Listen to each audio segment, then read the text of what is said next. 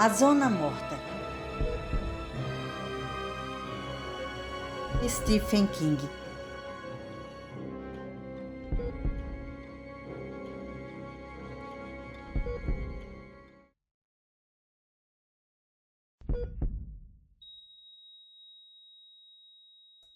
Notas da Zona Morta.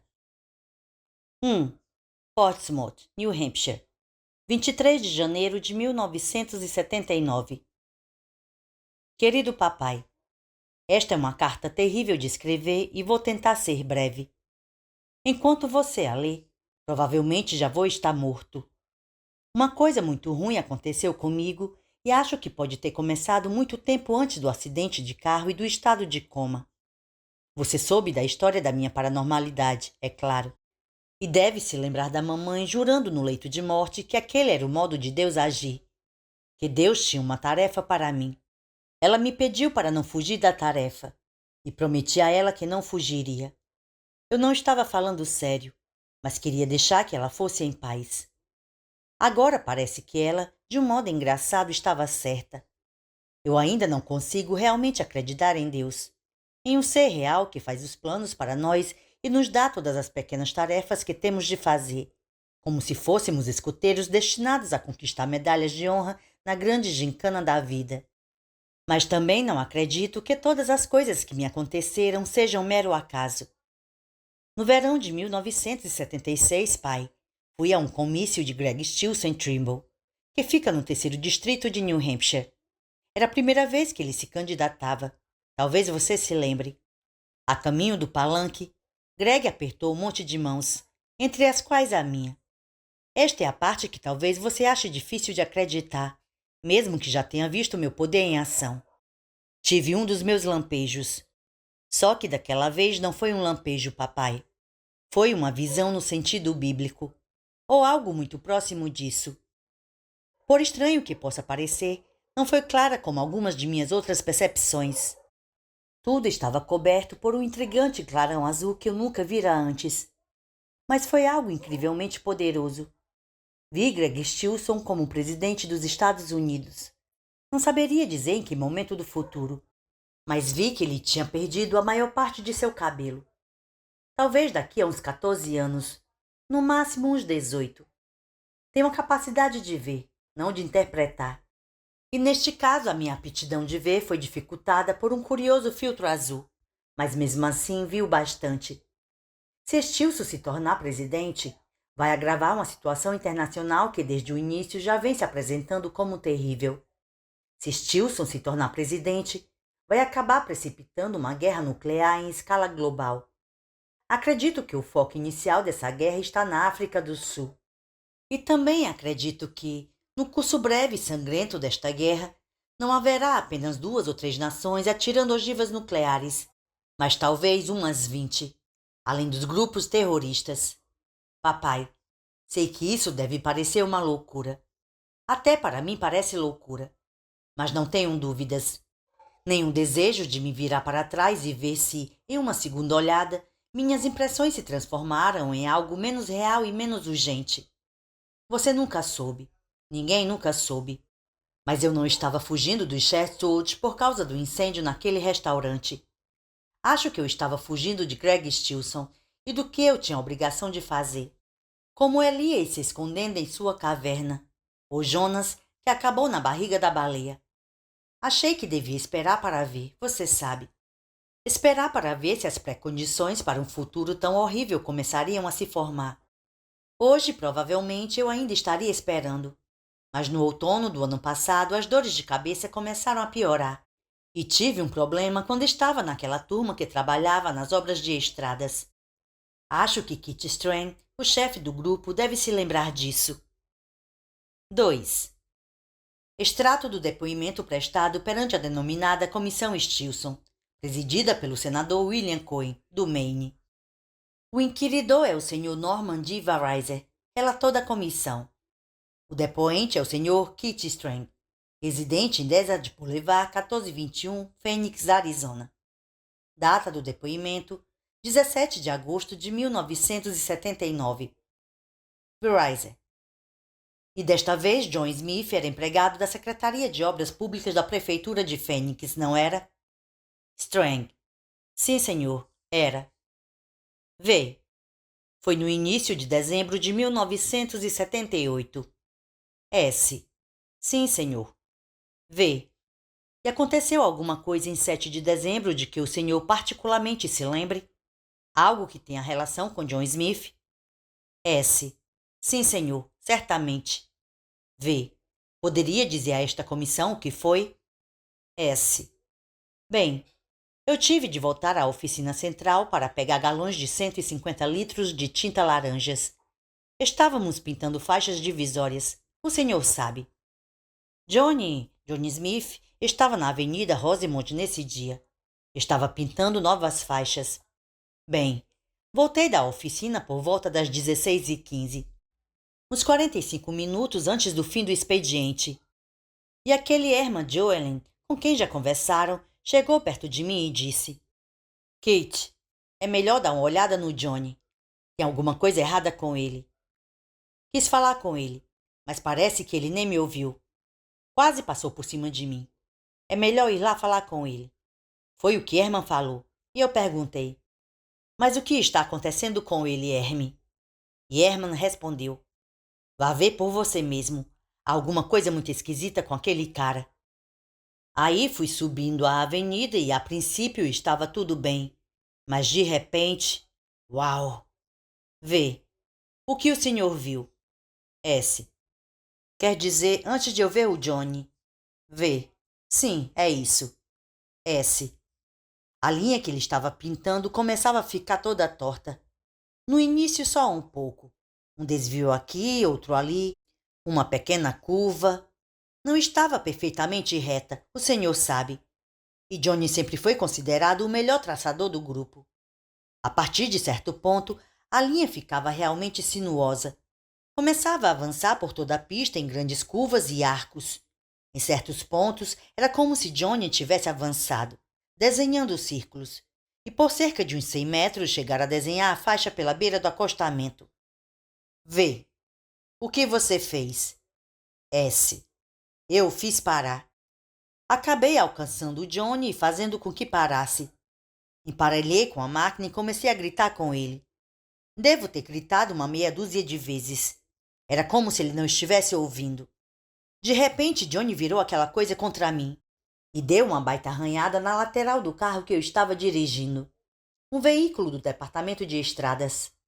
Aí pus a mão na buzina e gritei de novo. Dessa vez parece que consegui alcançá-lo. Ele pôs o carro em ponto morto e olhou para mim. Perguntei o que, em nome de Deus, estava fazendo. V. E o que ele respondeu? S. Disse oi, só isso. Oi, Kit. Como se tudo estivesse nos trinques. V. E sua resposta foi? S. Minha resposta foi bastante brava. Estava furioso. E Johnny simplesmente ficou parado, olhando em volta e segurando o câmbio da máquina como se a alavanca fosse cair se ele a soltasse. Foi aí que percebi como parecia doente. Ele sempre foi magro, o senhor sabe, mas na hora parecia branco como um papel. E o canto da boca estava um pouco, o senhor sabe, repuxado. A princípio, Johnny não pareceu entender o que eu estava dizendo.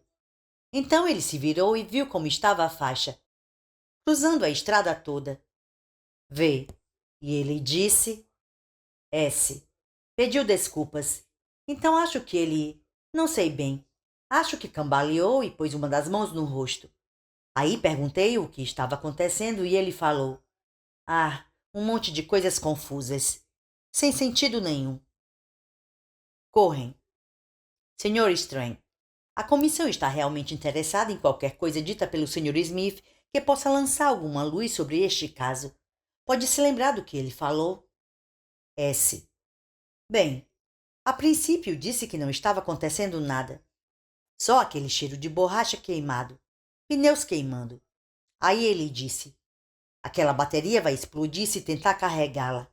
E alguma coisa do tipo: Tenho batatas no peito e 2 rádios estão no sol.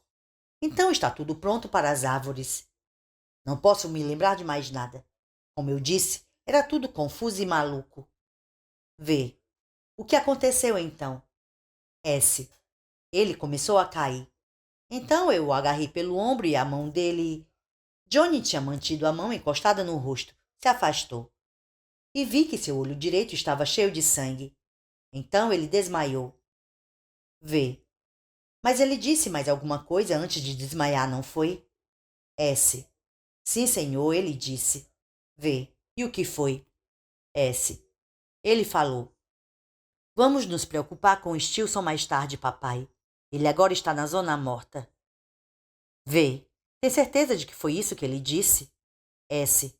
Sim, senhor, tenho. Nunca vou esquecer. 3. E quando acordei, eu estava na pequena máquina, parada no início da Avenida Rosemont.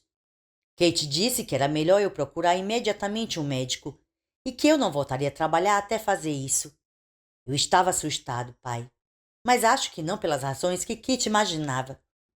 De qualquer modo, marquei uma consulta com o neurologista que Sam Wise que recomendou na carta que me escreveu no início de novembro.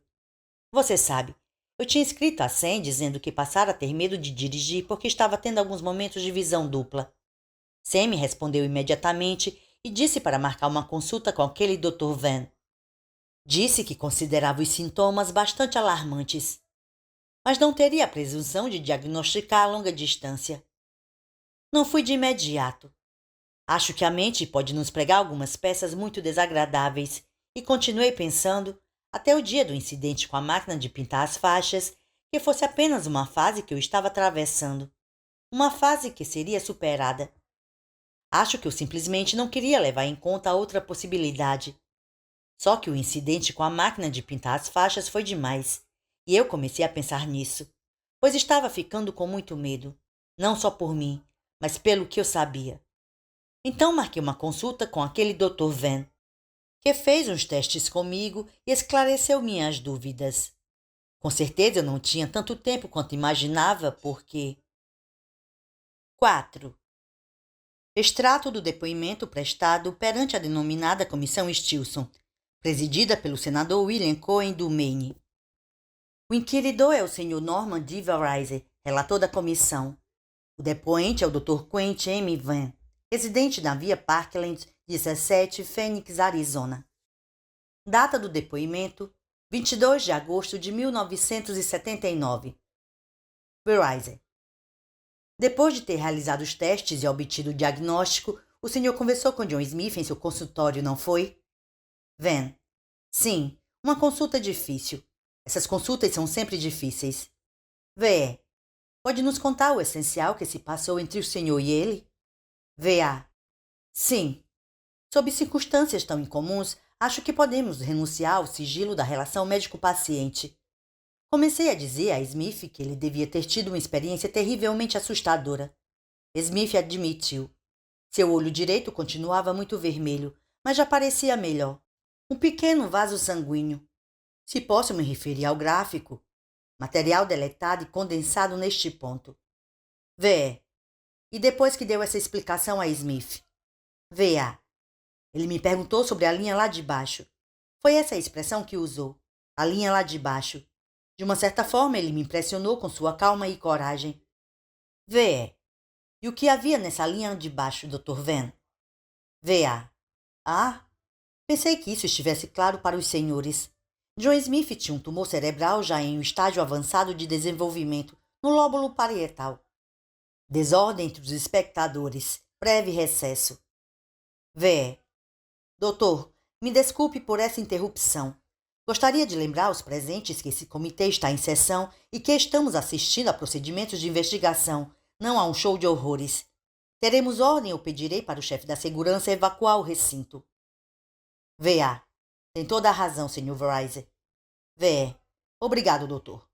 Pode dizer a esta comissão como Smith encarou a notícia? V.A. Ficou calmo, extraordinariamente calmo. Acho que, no fundo, já tinha feito seu próprio diagnóstico. Um diagnóstico que, por acaso, coincidia com o meu. Mesmo assim, ele me disse que estava bastante assustado e me perguntou quanto tempo tinha de vida. V.E. O que respondeu a ele? V.A. Disse que, naquele momento, a pergunta não fazia sentido, porque nossas opções ainda estavam em aberto. Disse que ele precisaria de uma cirurgia. Devo salientar que, até então, eu não tinha conhecimento de seu estado de coma e de sua extraordinária, quase milagrosa recuperação. V. E qual foi a reação dele? V.A. Ele disse que não faria cirurgia. Estava calmo, mas firme, muito firme. Nada de operação. Eu disse que esperava que ele reconsiderasse aquela decisão, pois se esquivar da cirurgia seria como assinar sua própria sentença de morte. V. Smith deu alguma resposta? V.A. Pediu que eu lhe desse uma opinião sincera sobre o quanto tempo ele poderia viver sem aquela operação. V. E o senhor deu a sua opinião? V.A. Sim, fiz uma estimativa, talvez razoavelmente correta. Disse que esses tumores seguem padrões de crescimento extremamente erráticos e que eu havia conhecido pacientes cujos tumores tinham passado 2 anos inativos, embora tal inatividade fosse bastante rara. Disse que, sem uma cirurgia, seria razoável esperar que ele tivesse de 8 a 20 meses. V.E. Mas ele continuou rejeitando a cirurgia, não é? V.A. Sim, é verdade. V.E. Aconteceu alguma coisa em comum quando Smith estava saindo? V.A. Eu diria que foi algo extremamente incomum. V.E. Por favor, fale à comissão sobre isso. V.A. Toquei no ombro dele, pretendendo detê-lo, eu acho. Eu estava me sentindo mal em ver o homem sair naquelas circunstâncias, o senhor entende? E senti algo vindo dele quando encostei a mão. Foi como um choque elétrico, mas foi também uma sensação estranhamente esgotante, debilitante, como se ele estivesse sugando alguma coisa de mim. Tenho de admitir que se trata de uma descrição extremamente subjetiva, mas vem de um homem treinado nas artes e nos ofícios da observação profissional. Não foi nada agradável, garanto ao senhor. Eu me afastei dele, e ele sugeriu que eu ligasse para minha esposa, porque Strawberry havia se ferido gravemente. V. Strawberry? V.A. Sim, foi o que ele disse. O irmão de minha esposa. O nome dele é Stanbury Richards. O meu filho mais novo o chamava de tio Strawberry quando era muito pequeno. Essa associação, aliás, só me ocorreu mais tarde. À noite sugeri que minha mulher ligasse para o irmão, que mora na cidade de Coos Lake, estado de Nova York. V.E. Ela ligou? V.A. Sim, ligou. Ele ficou muito feliz de conversar com ela. V.E.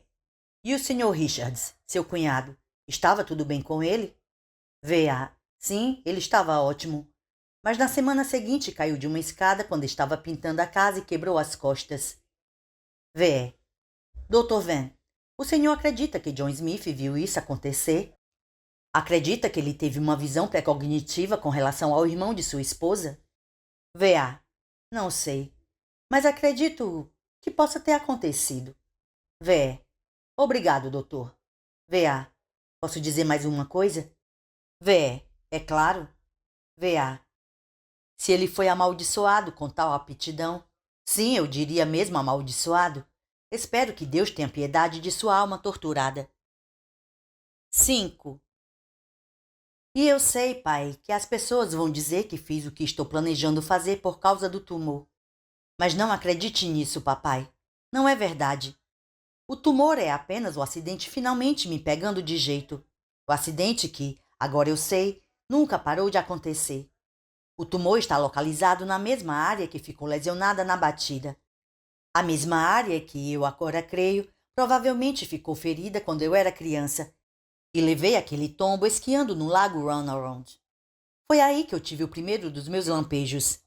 Embora até agora eu não tenha conseguido me lembrar exatamente de como foi. E tive outro lampejo pouco antes do acidente na feira de East. Pergunte a Sarah sobre isso. Tenho certeza de que ela se lembra. O tumor está localizado na área que sempre chamei a Zona Morta. Um nome que se mostrou bastante adequado, não foi? Amargamente adequado. Deus, a fatalidade, a providência, o destino, não importa como o Senhor prefira chamar, parece estar estendendo sua mão firme, implacável, para equilibrar os pratos novamente. Talvez eu estivesse destinado a morrer naquele acidente de carro, ou mesmo antes, na pista de patinação.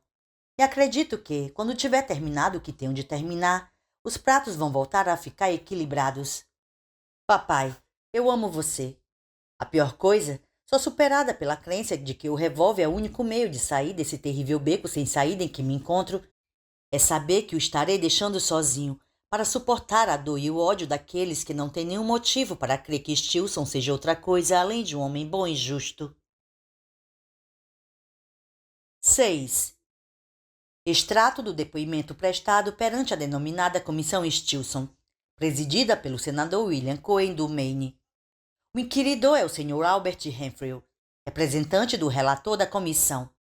O depoente é o Dr. Samuel Isaac, residente na Alameda Harlow, 26, em Bangor, no Maine. Data do depoimento: 23 de agosto de 1979. Renfrew: estamos agora nos aproximando da hora do nosso recesso, Dr. Isaac. E em nome da comissão eu gostaria de lhe agradecer pelas últimas 4 longas horas de depoimento. O senhor trouxe bastante luz a esta situação. O Isaac: só cumpri minha obrigação. R. Tenho uma última pergunta para o senhor, Dr. Isaac. Uma pergunta que me parece de extrema importância. Diz respeito a um problema que o próprio John Smith levantou na carta que escreveu ao pai. Carta que foi anexada como peça do processo. A pergunta é: W. Não. R. Por favor, não entendi. W. Está se preparando para me perguntar se o tumor de Johnny puxou o gatilho naquele dia em New Hampshire, certo? R. Em outras palavras, acho que... W. A resposta é não. John Smith foi um ser humano racional e sensato até o fim da vida. A carta que escreveu para o pai comprova isso. A carta que escreveu para Sarah Hazlitt também. Era um homem dotado de um terrível poder de semideus. Talvez uma maldição, como meu colega Dr. Venn descreveu. Mas não estava perturbado nem agindo com base em fantasias causadas por pressão craniana, se é que isso fosse possível. R. Mas não é verdade que Charles Whitman, o denominado sniper da Torre do Texas, tinha... W. Sim, Whitman tinha um tumor. Assim como o piloto do avião da SD Airlines, que se espatifou na Flórida alguns anos atrás. E jamais foi sugerido que o tumor fosse a causa determinante em um caso ou no outro. Gostaria de destacar que criaturas abomináveis como Richard Speck, aquele outro chamado filho de Sam e Adolf Hitler, não precisaram de tumores cerebrais para agir de maneira homicida. Nem Frank Dodge, o assassino que o próprio Johnny desmascarou na cidade de Castle Rock. Por mais drástico que esta comissão possa julgar o ato de Johnny, foi o ato de um homem que estava são. Em grande agonia mental, talvez, mas são. 7. E, principalmente, não pense que fiz isso sem a mais longa e mais angustiada reflexão. Se eu pudesse ter certeza de que, matando Stilson, a raça humana estava ganhando mais 4 anos, mais 2, até mesmo mais 8 meses para pensar, a coisa valeria a pena. É errado, mas pode se revelar certo. Não sei, mas não vou continuar desempenhando o papel de Hamlet. Eu sei como Stilson é perigoso. Papai, eu te amo demais. Acredite. Seu filho Johnny. 8. Extrato do depoimento prestado perante a denominada Comissão Stilson, presidida pelo senador William Cohen do Maine. O inquiridor é o Sr. Albert Renfrew, representante do relator da comissão. O depoente é o Sr. Stuart Clauson, residente na Avenida Blackstrap, em Jackson, New Hampshire. Renfrew: e o senhor afirma que por acaso pegou na câmera dele, Sr. Clauson? Clauson: sim, assim que passei pela porta. Quase não fui lá naquele dia, embora goste de Greg Stilson. Bem, pelo menos gostava antes de tudo isso. E o salão da prefeitura me pareceu sufocante, percebe? R. Por causa de seu exame de motorista. C. Exato. Levar bomba naqueles testes de condução de veículos foi um sufoco colossal. Mas no fim eu disse, dane-se, e tirei a foto. Uau, peguei tudo. Acho que aquela foto vai me deixar rico. Uma foto importante que nem a da bandeira sendo erguida em Iwo Jima. R. Espero que não comece a imaginar que tudo aquilo foi ensinado em seu benefício, meu jovem. C. Não, de modo algum. Eu só pretendia... Bem, não sei o que pretendia, mas aconteceu bem na minha frente e... não sei. Deus, fiquei simplesmente muito contente por estar com a minha Nikon. Só isso. R. Bateu a foto quando Stilson pegou a criança? C. Madge Hobson. Sim, senhor. R. E esta é uma cópia dessa fotografia? C. É minha foto, sim. R. E depois de tirar a foto, o que aconteceu? C. 2 daqueles capangas correram atrás de mim. Estavam gritando: "Me dê a câmera, moleque! Jogue ela no chão!" Foi algo assim. R. E você correu? S. Se corri? Santo Deus, como corri! Eles me perseguiram quase até a garagem da prefeitura.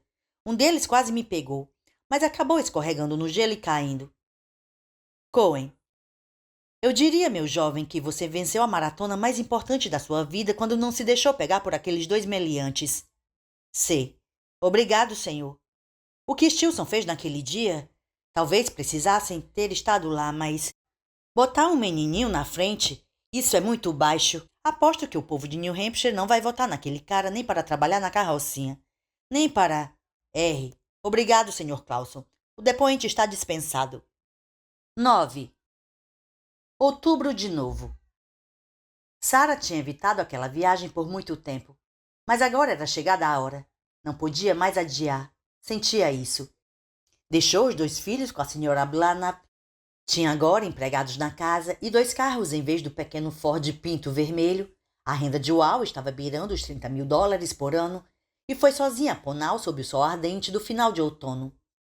Agora ela encostava na margem de uma bela estradinha rural, saltava do carro e atravessava a pista para o pequeno cemitério do outro lado. Uma plaquinha fosca anunciava o nome do cemitério: As Betulas. Era cercado por um irregular muro de pedra e toda a área parecia bem cuidada. Algumas bandeirolas desbotadas sobreviviam do Memorial Day, o dia dos soldados mortos na guerra, de 5 meses antes. Logo estariam enterradas sob a neve. Ela caminhou devagar, realmente sem pressa, a brisa pegando e sacudindo a barra da saia verde escura. Ali estavam gerações de Bolden. Aqui toda uma família de Martin. Mais adiante, agrupados ao redor de um grande mausoléu de mármore, estavam os Pilburys mortos desde 1750. E, perto do muro de trás, Sarah encontrou uma lápide relativamente nova, que se limitava a dizer John Smith.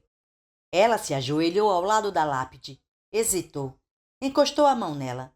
Deixou as pontas dos dedos deslizarem pensativamente sobre a superfície polida. 10. 23 de janeiro de 1979. Querida Sarah, acabei de escrever uma carta muito importante para meu pai e demorei quase 1h30 para conseguir chegar até o fim dela. Simplesmente não tenho a energia suficiente para repetir o esforço. Por isso, sugiro que telefone para ele assim que receber esta carta que escrevo a você. Faça isso já, Sarah, antes de continuar lendo. Então agora, com toda a probabilidade, você sabe. Só queria dizer a você que, nos últimos tempos, venho pensado muito sobre o nosso encontro na feira de East. Se eu pudesse adivinhar quais são as 2 maiores lembranças daquela noite, eu diria que são o momento de sorte que eu tive na roda da fortuna. Se lembra do garoto que não parava de dizer: "Estou adorando ver aquele cara levar uma surra"? E a máscara que usei para assustá-la. Achei que seria uma coisa muito engraçada, mas você ficou furiosa. E o nosso encontro, por muito pouco, não foi direto pelo ralo. Talvez, se tivesse ido, eu não estivesse aqui agora, e aquele motorista de táxi ainda estivesse vivo. Por outro lado, talvez absolutamente nada de importante pudesse mudar em nosso futuro.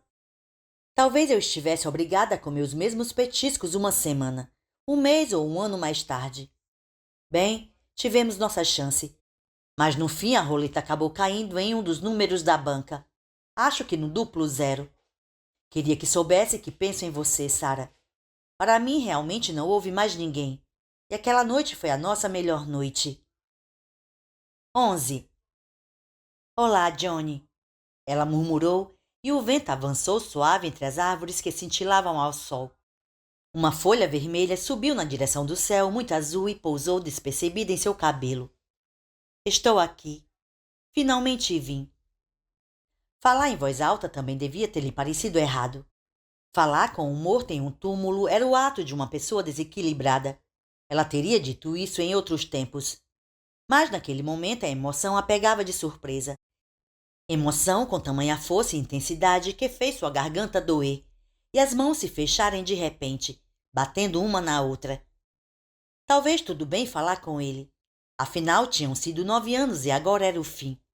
Depois daquilo, teria o Walt, as crianças e muitos sorrisos de uma das cadeiras atrás do palanque do marido. E os intermináveis sorrisos de fundo de cena e um ou outro artigo de destaque nos suplementos dominicais se a carreira política de Walt disparasse como ele tão seguramente esperava que acontecesse.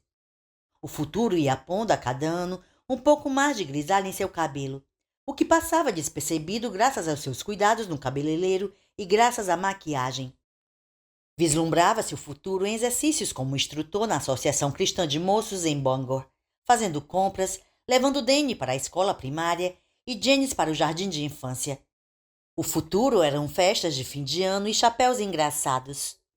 Enquanto isso, a vida ia rolando para a década da ficção científica dos anos 1980 e para aquele estranho estágio em que uma pessoa entrava quase sem perceber, à meia-idade. Não via feiras regionais em seu futuro. As primeiras lágrimas, vagarosas e escaldantes, começaram a chegar. Ah, Johnny, disse ela. Tudo devia ter sido diferente, não é? As coisas não podiam acabar assim. Sarah baixou a cabeça, a garganta se movendo dolorosamente e sem nenhum resultado. Os soluços vinham de qualquer jeito e o sol brilhante se fragmentava em prismas de luz. O vento, que pareceu tão quente e próprio do verão, tinha agora o frio de fevereiro ao bater em suas faces úmidas. Não é justo! Ela gritou no silêncio dos Bowden, Marsden e Pillsbury. Aquela assembleia morta de ouvintes capazes de testemunhar nada mais ou nada menos que a vida é breve e os mortos estão mortos. Ah, meu Deus, não é justo! E foi nesse momento que a mão tocou seu pescoço. 12. E aquela noite foi a nossa melhor noite. Embora vez por outra eu ainda tenha dificuldades em acreditar que tenha alguma vez existido um ano como 1970, com manifestações nos campos, Nixon como presidente e sem calculadoras de bolso, nem fitas de videocassete, muito menos Bruce Springsteen ou bandas de punk e rock. E outras vezes parece que essa época está ao alcance da minha mão, que é quase possível tocá-la. E se eu pudesse pôr o braço em volta de você, Sarah, tocar sua face ou sua nuca, conseguiria levá-la comigo para um futuro diferente, sem dor, sem escuridão, nem escolhas dolorosas. Bem, todos nós fazemos o que podemos, e isso tem de ser bom o bastante. E se não é bom o bastante, temos de continuar fazendo. Só espero que, até onde for possível, você pense bem de mim, querida Sarah. Tudo de bom. E todo o meu amor. Johnny. 13. Ela sugou bruscamente o ar, as costas se empinando, os olhos ficando grandes e arredondados. Johnny? Passou. Seja lá o que fosse, passara. Sarah se levantou, olhou em volta e, é claro, não havia nada ali. Mas pôde vê-lo parado com as mãos enfiadas nos bolsos, o sorriso fácil e meio de lado no rosto mais simpático que bonito. Estava encostado tranquilo, descontraído, em um mausoléu, em um daqueles marcos de pedra ou talvez uma árvore que secava sob o último calor de outono. Isso não presta, Sarah. Continua cheirando aquela cocaína horrível? Nada ali a não ser Johnny, em algum lugar por perto, talvez por toda a parte. Todos nós fazemos o que podemos, e isso tem de ser bom o bastante. E se não é bom o bastante, temos de continuar fazendo. Nada jamais é perdido, Sarah. Não há nada que não possa ser encontrado. Sempre o mesmo Johnny, ela murmurou, saiu do cemitério e atravessou a estrada. Ainda parou um instante, olhando para trás. O vento quente de outubro soprava com força e grandes áreas de luz e sombra pareciam estar cruzando o mundo. As árvores sussurravam secretamente entre as folhas. Sarah entrou no carro e partiu. Fim do livro.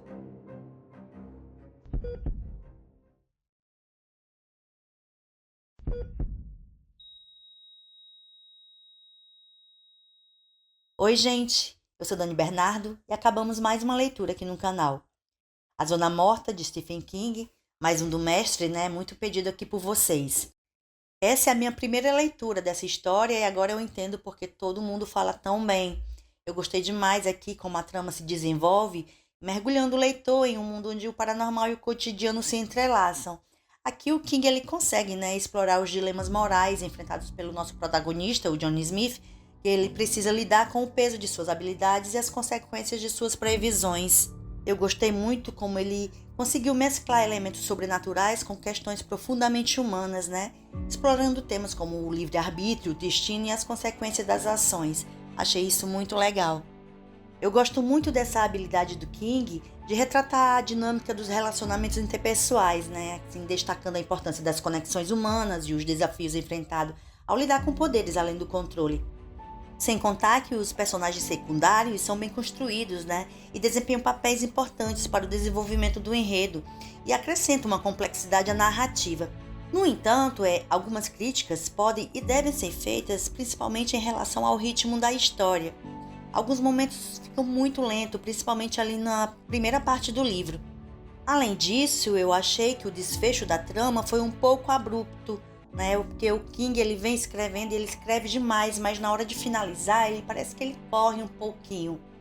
Tirando isso, eu amei o livro, agradeço demais a indicação de vocês, agradeço a todos vocês que estão acompanhando, né? Peço desculpas mais uma vez aqui pela demora, já era pra gente ter terminado e já ter entrado em outras histórias, mas quem me acompanha sabe que eu fui acometida de uma enfermidade. Estou ainda me recuperando, vocês podem ver um pouquinho, a minha voz ainda tá um pouquinho rouca, mas é isso, né, gente? Imprevistos acontecem. Muito obrigado pela paciência. Quero agradecer demais quem tá usando a ferramenta, valeu demais. Quem tá fazendo suas compras na Amazon pelo meu link, isso é de uma grande ajuda pro canal. Quero agradecer também, gente, a todas as mensagens de carinho e de apoio que eu recebi durante esse meu período de enfermidade, que eu fiquei longe um pouquinho aqui do canal. E quem chegou até aqui e ainda não é inscrito, pense em se inscrever no canal, se juntar aos da casa e fazer nossa comunidade crescer cada vez mais. Então é isso, gente. Acho que falei até um pouco demais, eu vou ficando por aqui. Um beijão e até a próxima.